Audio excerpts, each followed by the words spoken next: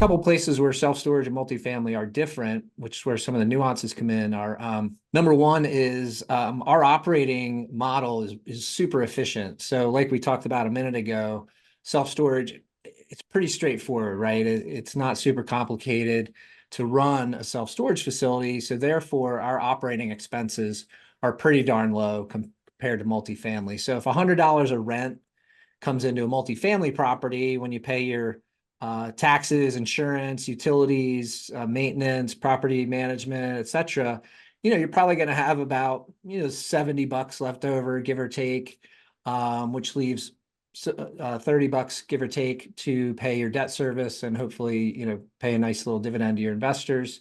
Self-storage is the opposite. So $100 of rent comes into a self-storage facility. Once we get in there and we put in our systems and processes, we can drive that operating expense number down to about $30. So our taxes, our insurance, our utilities, maintenance, property management adds up to about $30, which leaves $70 left over to pay our debt service and pay our investors. That's a huge reason why when you see, especially these days, right, distress is a big topic in commercial real estate right now.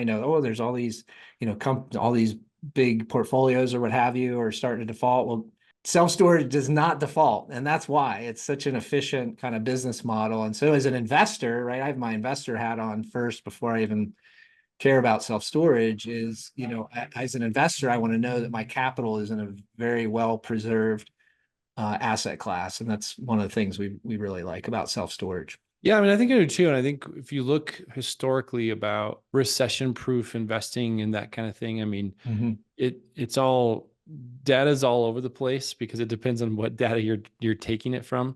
Sure. Multifamily tends to perform well, but only in certain zones and certain kind of classes. And that's what I've found. I mean, like A plus class gets absolutely crushed. D plus, I'm not even interested in really for other reasons. So it's kind of that middle Yeah. zone. And then to your point, like certain neighborhoods, certain places tend to perform well. So like you said, there's like a Goldilocks there.